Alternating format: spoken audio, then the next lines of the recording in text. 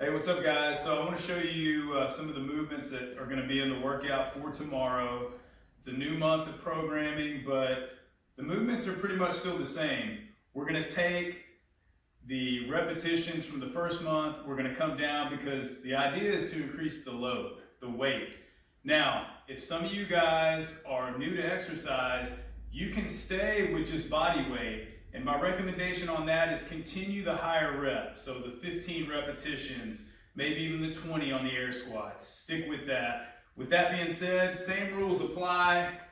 For the goblet squat or a front-loaded squat, you can take one dumbbell, you can take two like this, or the goblet position here. Feet are going to be shoulder width apart. I'm going to come down into my squat, and I'm driving up. Notice my knees are going out. They're not caving in. Knees out, I come up, squeeze my butt. Down, up. Spine angle stays in a good position throughout.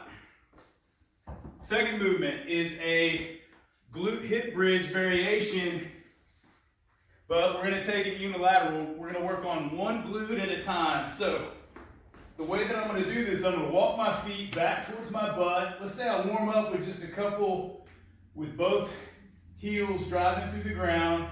But now, as the exercise is prescribed, single leg glute bridge. I can make it a little bit harder by putting my hands up here. I can brace my arms against the ground and make it a little bit easier to try to really key in on this right glute to get my hips extended. If I have a belt on, the belt buckle stays nice and level. I don't want to dive down into the side that's coming up. All right, so once again, thighs are parallel, straight leg pointed across the room. I'm driving up, squeezing this glute, right back down. So a slight pause in the top position.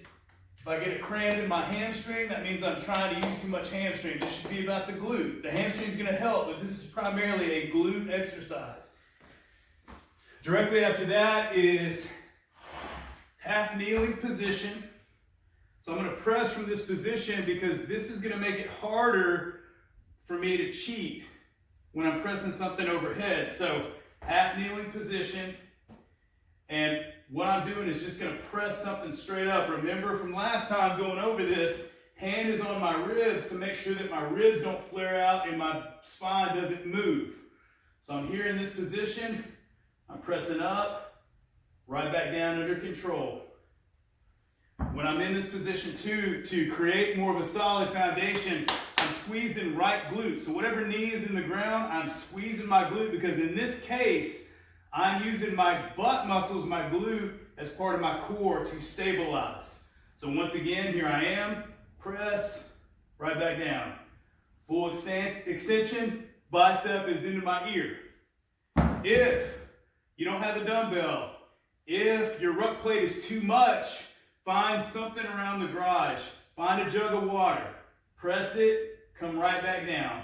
If it's really light, you probably want to stay up at about a 12 rep, 15 repetition range each side. Next up is going to be also a unilateral exercise, and it's a split squat. So we're kind of upping the ante a bit from the split squat variation here where I'm in the ground. I'm going to get rear foot elevated. So on this one, I'm going to find something to elevate this rear foot. I'm going to get into this position, and I'm coming down, and I'm coming up. So unilateral, meaning I am going to strengthen one leg at a time, just like on the single leg glute bridge. If you don't have a bench, come on over here, Jamie. I'm going to swap with you. If you don't have a bench, you can find something like a step leading into the house, right? I can get into this position. Foot's going to be just slightly in front of my knee so that when I come down, this kneecap is not going over my toes.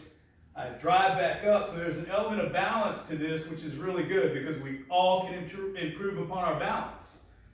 Down, up. If you want to make it harder, grab some sort of weights to your side. You can put them here, you can put them here, you can put your ruck on. You can come down, slight pause, I come up. Repetitions are going to be lower here, so I want to take a nice controlled descent. Let's say I'm doing 8 or 10, whatever's prescribed. I'm going to get a slight pause down here. I'm up, squeeze. Take your time, control the movement. All right, so moving through the workout, we have our single arm dumbbell row. If you don't have a dumbbell, find something that you can move, whether it's your ruck plate. Once again, we could go back to the gallon of water that has some sort of a load to it. But same rules apply. I'm going to get into a split position here. I'm going to get this hand on this knee to brace myself. Notice my spine. I'm not in this position. Bad news. If you are flexed through your spine, I want to get a good position. Hopefully you could draw a nice straight line through my spine going down past my butt. Notice my head and neck. I'm going to try to keep my neck in line with my spine. I'm going to pull this up into my ribs. I'll show you this other version here. You can probably see this a little bit better. Here I am. I'm just going to pull this in. Find a weight that's appropriate for you to challenge you. We're all different exercise experience levels here. The idea is, as we always say, you versus you. You find a load that's appropriate. From there, Supermans. There's always going to be some sort of a core element exercise in our workout. Superman, I'm flying across the sky. What I'm going to do is everything's coming up. Every extremity I have, I'm squeezing my butt. 1, 2. Right back down. Up. 1, 2. Right back down, under control. There's going to be 15 of those. So I'm squeezing my butt, working my back extensor muscles. I'm working the muscles around my shoulder blades because my arms are long and reaching out. Your core is not just right here. It's all the way around your body. And in this case, on that exercise, every muscle that stabilizes a joint, we're going to consider that part of your core. So don't forget your shoulder blades. Last thing is going to be pull-ups. If you got them, go for it, do 10. If you are working on them, trying to build strength, remember we went over the eccentric pull-up. Jump over the bar, 1, 2, 3, 4, 5, coming down. There you go, hope that helps.